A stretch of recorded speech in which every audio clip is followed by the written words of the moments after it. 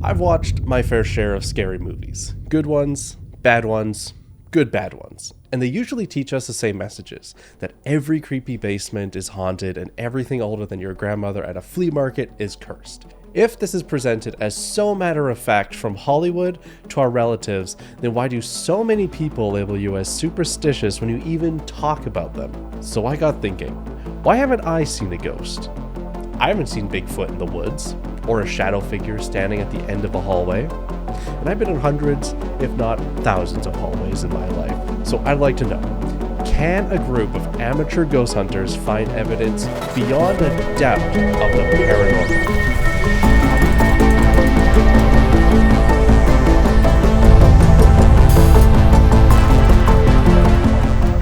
So I haven't had any major experiences with ghosts myself. I will admit I am not that sensitive or anything to the spiritual world. I had one small experience, but so we used to have an old rocking chair, which seems cliche, but in our house. And I remember back when I was 10 or something, we had a computer, and then I pulled up the computer, and I'm just, I don't know, on MSN chat or something. And I went to go move the chair back, and the rocking chair was like pushed up against the back of my computer chair, which is crazy because I'm trying to rationalize it. Like, how did that get there? No one came in. I'm home alone. And I would never have been able to get into the computer chair and pull it up to the desk with that behind me.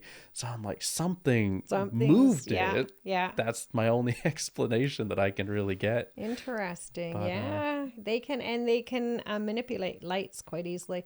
When my first experience with a spirit was, like I said, my mom died in 2002, and her husband, my stepfather, died in 2009. He left a will asking me to go and take care of everything and clean out the house. And the will was only for me, and he excluded my two sisters. And I'd gone to visit Bob 2 weeks before he passed away. And, we talked about it.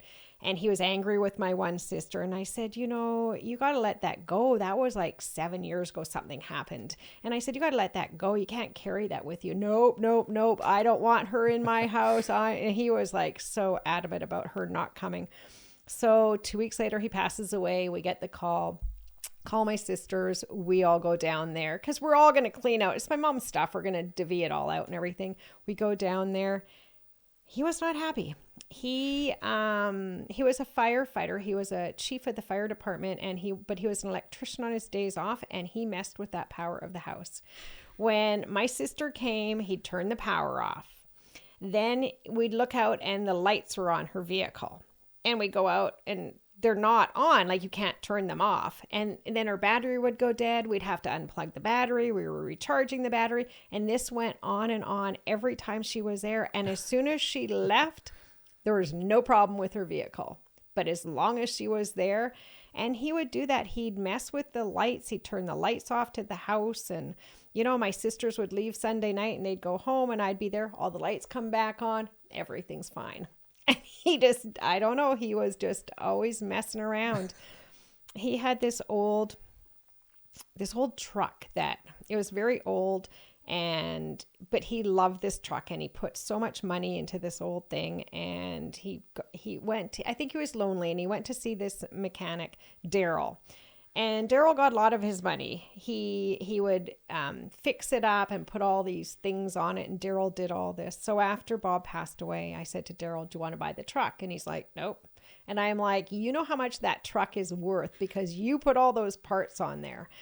And I said, I think you should buy it. So he goes, okay, I'll come over and look at it. So the truck had been sitting for a couple weeks up behind the house, and we hadn't gone up there at all. Daryl comes over. We go walking up the driveway to the truck. The door to the truck opens.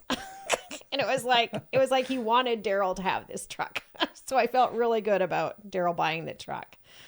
So yeah, Bob messed around. He did quite a few things. He'd move things, and basically the lights, though. He used to always turn the lights off. And, it only happened when my sisters were there.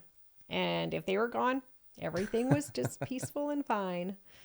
Yeah, so that was my first experience. And yeah, and then when I saw my mom there, well, I'm pretty sure it was my mom. It looked like what she would have looked like at about 18 or 20. Yeah, that was the first time that I had one recently. My girlfriend died May 5th, 2020. Oh, sorry to hear that. And yeah, right during COVID, it was horrible. It was quite sudden.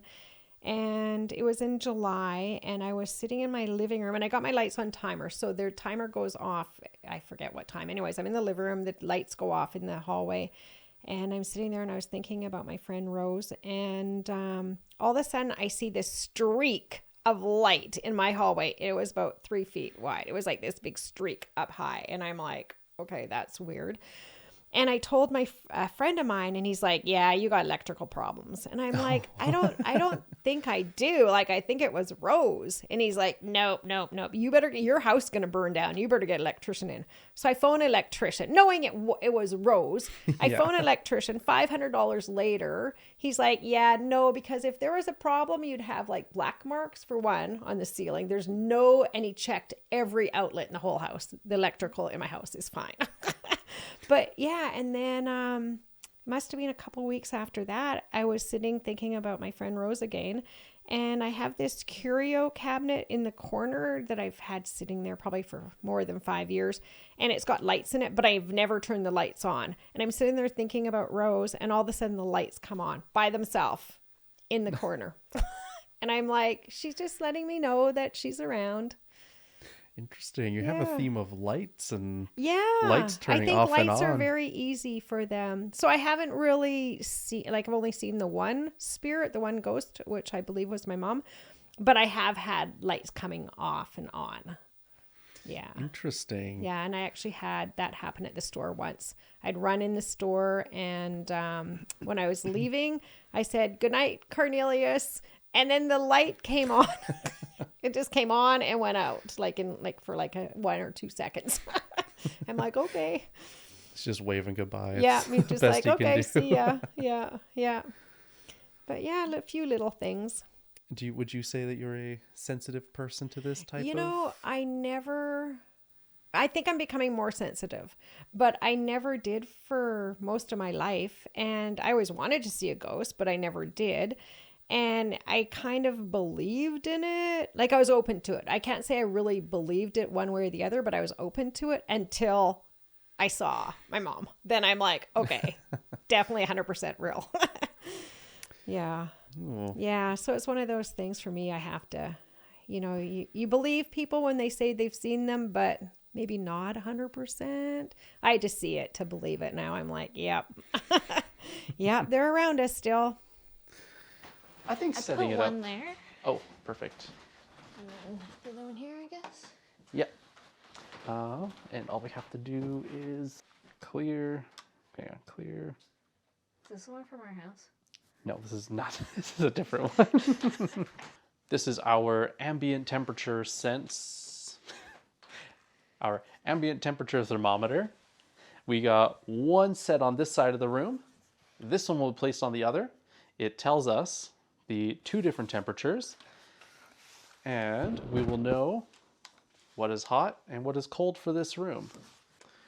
We'll leave that, let it stew and level itself out, and then we can come back for the ghost hunt with the full-on laser camera. And if we catch anything cold, we can absolutely make sure with numbers that it is colder than the room.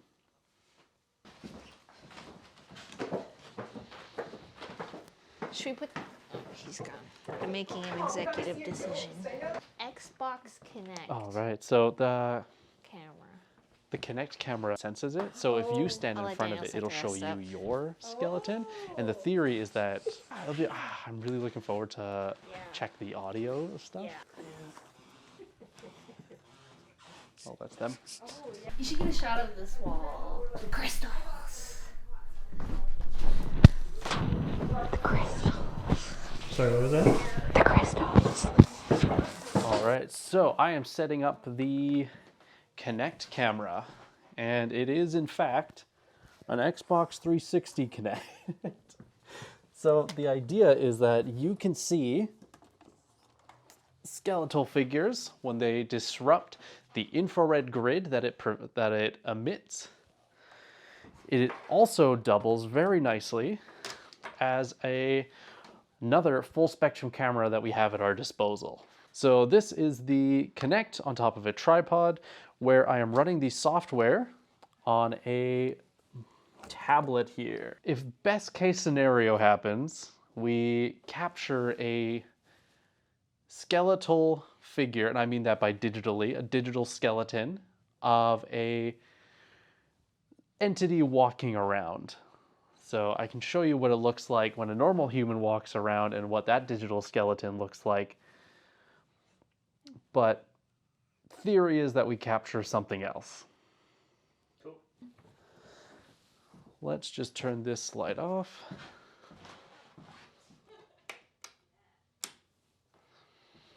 And see if we got anything here. If you look at the screen, can you let me know if you can see my skeleton? I absolutely can.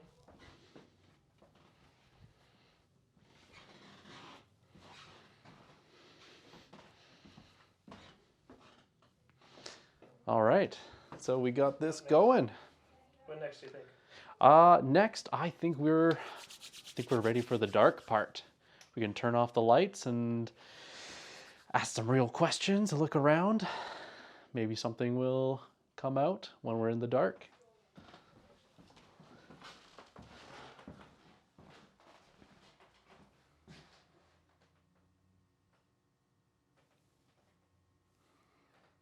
Is this motion activated? I think this is. Oh, That- I was so confused. That okay. It is, yeah. That really freaked me out. Okay.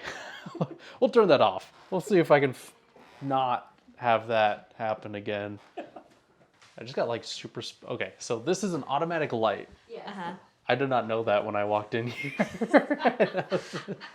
A solid few seconds. We got one. Okay, the automatic light is turned off. So I've heard that the upstairs is where most of the action happens, because that's where the footsteps go on. How would you tier the floors of activity and what's been seen? There has been a few people that have seen spirits on the main floor, but I'm told from psychics that they seem to go upstairs when we have people in the store. They kind of go away when there's people, and I think they're down there when no one's there. I think they want to keep to themselves. So I think there is, I've heard the footsteps upstairs for sure, and they're loud, and you can't mistake them for anything else. There's definitely footsteps up there. But yeah, you go upstairs and it feels good up there. It doesn't feel heavy or negative. It feels positive. It doesn't bother me to go upstairs at all. But yeah, there's definitely someone hanging out up there. I don't mind going into the basement, but I've had many, many staff that refuse to go down there. I don't know why, but I mean, it's small. It's got the hot water tank, the furnace, some storage and that. Crawl space that might be a little creepy, but yeah, I've had many staff. I've asked them to go down and get me boxes. They're like, yeah, no. Really? Yeah. So I don't know. So yeah, I mean, I think they're in the whole house. But I do think they go upstairs, when we're open, when we have customers and that. Okay. Yeah. They just go stay by themselves. Almost a middle ground. I heard from the stairs there's also a couple things going on. I have heard from a couple of people that they've seen two little girls. I don't know how old they would be, maybe 6 or 7, in long dresses that run up and down and play on the stairs. So there might be a couple girls there too. Just a full house at this point. Yeah, they just, they're just hanging out. We only use a house for 7 hours a day, so I guess they get it for the rest of the time. That's true. Then we come in and they go upstairs. It's not a bad trade-off. Yeah, see, we figured it out. Everyone can be happy. All right, so we are upstairs now. We are told you're a little bit more active up here than you are down. If you would like to communicate anything with us, you can feel free to touch this antenna. I'll do it once as an example. Spirit who is here, are you a female?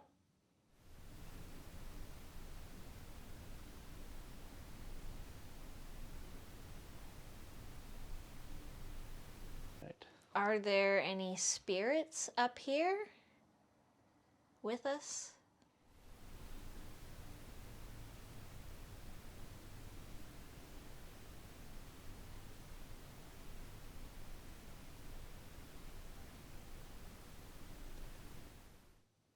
We heard a bump from the attic.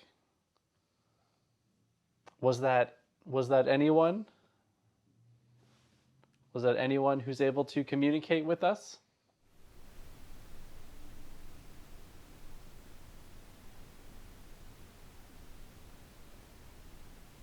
I wonder if we should move it away. Maybe they don't want to be so close to us. Oh, that's me. It always gives me a bit of a scare when that goes off.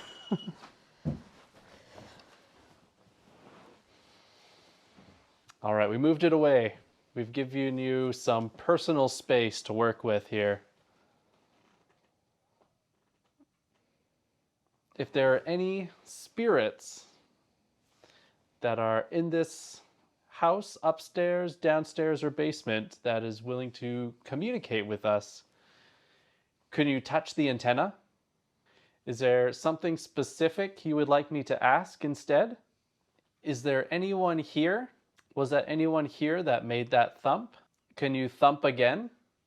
No, neither. Okay. So we will be leaving the microphone. So we'll be leaving the microphone up here, and we'll be leaving the Connect infrared camera up here. So if anything happens to happen where those can pick it up, we're going to see it later. So, do you believe in any other ways we could possibly communicate with spirits? No, because it wasn't something I ever planned. I never thought, but one day I just saw my mom. Like, I don't know, but I don't know why she was there. Like, that just happened. I didn't plan it. I wasn't expecting it. I was shocked. And then the lights, I mean, I think spirits can very easily turn lights off and on. And I think you can use that as a tool, I suppose, right? You could talk to them and, get them to flick a light. Other than that, like, I didn't plan anything. These are just things that have happened to me. So, Right. but a lot of it does involve electricity and lights, right? Flicking the lights. So, yeah, I don't know. I have no idea. I have no experience. I have no training. I don't know anything other than what I've experienced, firsthand. And that people have told me. Okay. Yeah. I think that's a fair answer. It's something that just I don't know. I happens. didn't plan it. Actually, when I saw my mom, we just drove down to Oliver to my mom's house, and it was 9:00 at night. It was dark out. I had my 12-year-old with me. I had my fifth wheel down there. I get to my trailer, and I phoned my sister Barb, the one that was banned from my mom's house, and the power goes out. I'm like, cripes. So I go in the house, I go down the stairs. My daughter's behind me. I go down the stairs, flick the breaker, go back up the stairs. Like, I was as shocked as anyone. I wasn't expecting, I don't know why she was there, but yeah, really freaked my daughter out. But yeah, and I don't think you can plan. I can't plan for it. Maybe if you're a psychic or a medium, you could call them and that, but I don't know. It just something that happened to me. So yeah, I don't know how you'd plan Okay. that. I mean, I guess you could call them, right? Talk to them. Yeah. See if they respond. Yeah. see if they we want to can talk get them to you. to flick a light. Maybe, Yeah. maybe. Yeah. But yeah, it seems like you almost always should have the medium there. They're the only reliable. Because they can see and communicate. Because it's just something that just, you can't, for me, I didn't plan it, just happened, right? Yeah. But I think if you're a medium, you could call them and communicate with them and see who's around.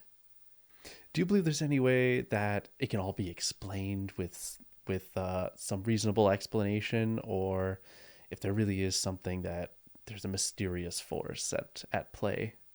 Yeah, I'm not sure. What I kind of understand is that we're all energy, and energy cannot ever die. Our body can die, but our energy, our soul cannot die. So we're here, and when our body dies, we're still here. But usually I think we move on to somewhere else.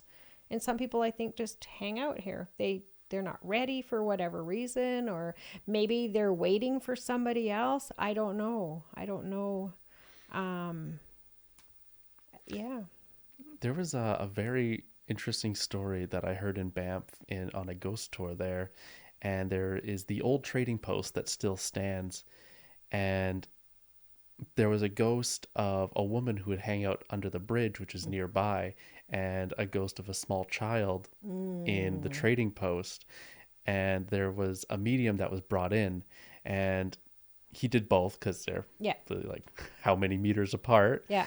And he was communicating with both. And then one said like, oh, I'm looking for my daughter. And one was like, oh, I'm just here. I'm lost. And then he combined them, and he said that he managed to get them together. Aww. They embraced, and according to him, they just that's a nice went story. in light. So that's could be waiting. Yeah. Okay, so upstairs we have the audio recorder going. I'm bringing my own just in case, because right next to me will obviously be more sensitive than in the next room. I have the night vision camera, so you can see me, and a flashlight, so I can see everything else. Great. Okay. All right. Good luck. I'll be back. Or not.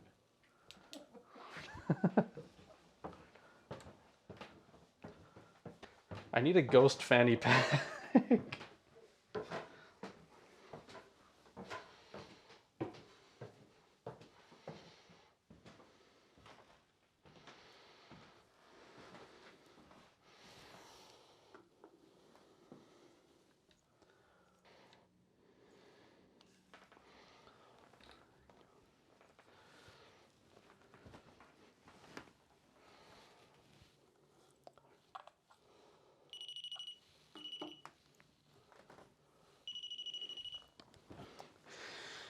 All right. Ghosts. It is just I and me alone. I'm going to ask you a few questions. And here we go. Are there any members of the Corliss house here with me living upstairs?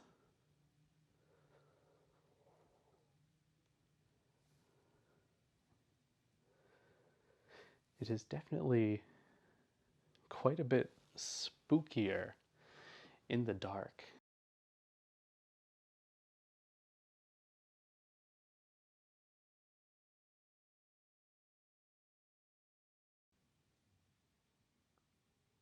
All right, well, I'm getting nothing.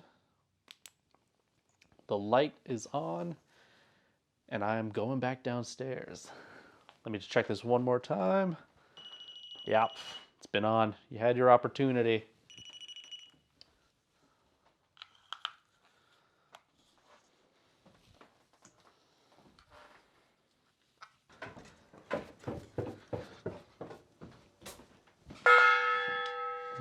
Time's up.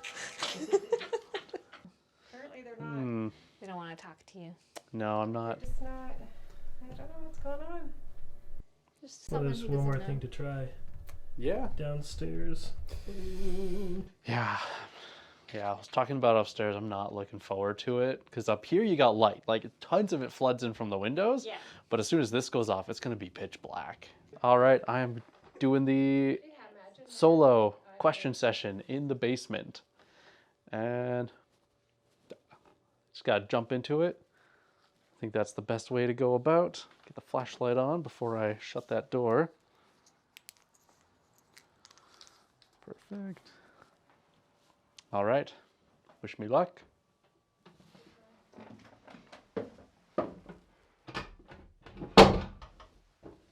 Hello. Which is I, Dirt Hole Man. I'm talking about me. Really hope there's no Dirt Hole Man. Oh, where to sit? Where to sit? All right, so we are set up for the basement session.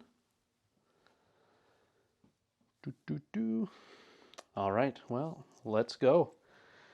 Lights are going off. Let's check the battery, and we should be good. All right.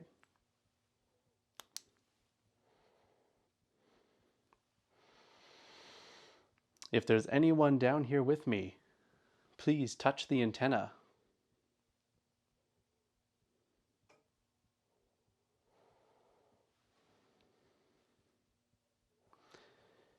Yeah, this one's really creepy. There is no light. It is pitch black in here.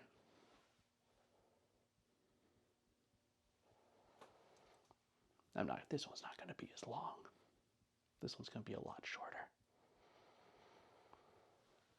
Again, if there is anyone down here with me, please touch the antenna. Anyone from the Corliss house? All right, well, I'm going to call it there, folks. We are going back upstairs. So it was definitely creepy feeling down there. So it was pitch black. As soon as the light goes off, black. And I was definitely less inclined to ask questions because it's at the point where you're just like, it's like if there's any point where I don't really want to talk to someone, this is the moment. So I was just almost dreading for the LED to go off on the REM pod, but nothing happened. And although I did cut it way shorter because I had no idea what that boom was, and I just went upstairs. So that's the basement, but it's also not where we're told the main interactions happen. So I'm not super surprised that nothing happened down there. All right, so that is the hunt of the Corliss house. We've done our best efforts. We brought our equipment. We're leaving a bit of equipment for the night to review in the morning. And overall, it was pretty good. We had some spooky spaces. I got to crawl in a dirt hole. Overall, I think it's been a success, but we'll review the footage and find out. In the future, how would you sum up your experience of being in that building? I love that building. It has such good energy. I love being in there. It feels good to be in that building. I love the character of it. I love that house. It's beautiful. And it's been a very positive experience being there. Nothing scary. It's very positive, very happy. Lots of good times. We're always laughing in there. Like it's good energy. Oh, that's good to hear. Yeah, no, it's a good building. I would stay there for a very long time. Nice. There's no sinister, nothing like that negative, at all. Nothing negative. All right. No, and we have a lot of business and it's been very positive, and I think JJ Springer was there for 18 years and I think they did very well. They were there a long time and it was a very popular place to go. I know I did a lot of shopping there and it always felt good going in there. I think it's a good building. Thank you again so much for coming in, letting us interview you, letting us into your business to do our ghost hunt. I am so looking forward to finding what we can record, get on camera, get on audio, anything. My pleasure. And I can't wait. I'm so excited about the hunt and I hope someone communicates with us.